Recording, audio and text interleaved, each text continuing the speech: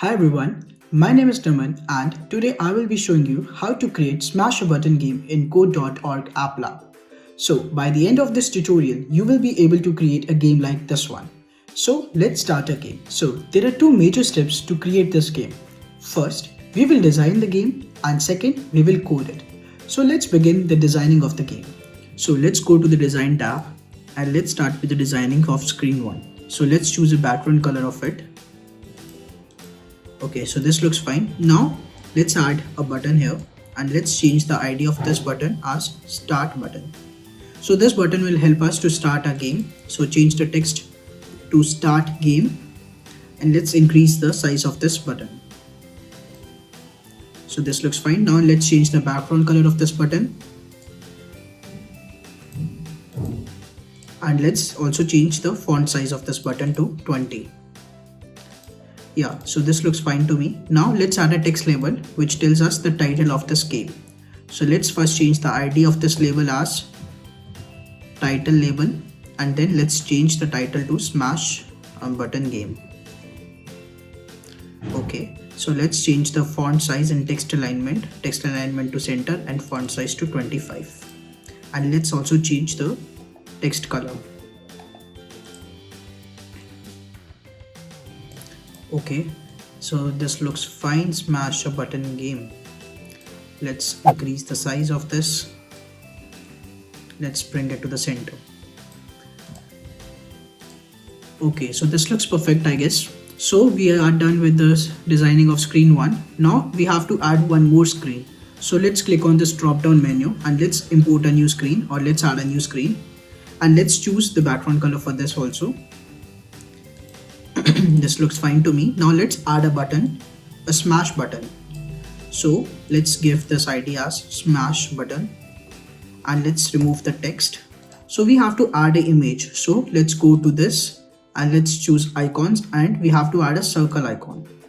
So this looks fine and let's change the background color to black also. I think this looks fine.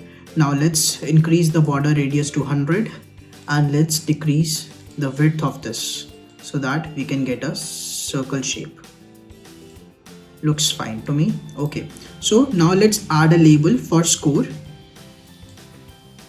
So let's give ID as score label and let's change the text to score. Also, we have to change the text color. Okay, so now we have to add one more label so that we can get the updated score. So let's change the ID of this to score updated label and let's initialize it with 0 and let's also change the text color to white only. Okay, this looks fine. Let's increase the width of this score updated label and let's bring this to center and let's drag this also and move this to the center. Okay, so we are done with the designing part. Now let's go and let's start the coding. So now let's start with coding. So in coding, we want three things to happen in a game. First, when we click on start game button, the game should start and the screen should automatically change. The second thing we want is that the smash the button should automatically change its position after every second. And the third thing that we want in a game is that when we click the smash the button, the score should update. So let's code this. Okay, so let's start with the code part then. So first of all, we want that when we click on the start game, our screen changes. So for this, let's use the onEvent function and let's choose start button.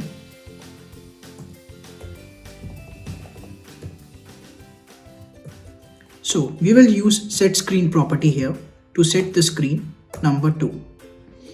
Then, so let's see how it runs. So let's run this and let's see start game. So see, the screen 2 is set. So let's reset this. Now the second step is use a time loop. So we will use a time loop so that our smash button that changes its position after every 1 second. So we will use 1000 milliseconds, that is 1 second, and we will use function here. Okay, so we will use set position property for this. So we want to set smash button here, and we will use random number variable here. So let's use 2300 to random number 2400. Okay, so now let's run this and let's see, start game. So see, my smash button, the circle here, it is changing its position after every 1 second, and the position is changing randomly. So now let's now the next thing is what we want, that when we click on this start game and when we click on the smash button, the score should update, right? So for this, first we have to create a variable known as score, and we will initialize it with 0. Okay, now we will use onEvent function again, and we will set this function on smash button, and when this function is clicked, we have to initiate a function, and then what will happen? The score will get updated. So score will increase by 1. So score is equal to score plus 1. And we will use the set text property to update our score label. So we will write score and we will update it. So let's see. So let's run this. So let's start the game, and let's see, when we are clicking on this, the score is updating, and let's say we are not clicking it on the button, the score will not get updated. So this is a small game which we have created, Smash a Button game. So this is how we create Smash a Button game on code.org. So thanks for smashing it with me today. If you had fun, click on that subscribe button and tap bell icon to stay updated on more cool projects. Keep smashing. See you in the next one.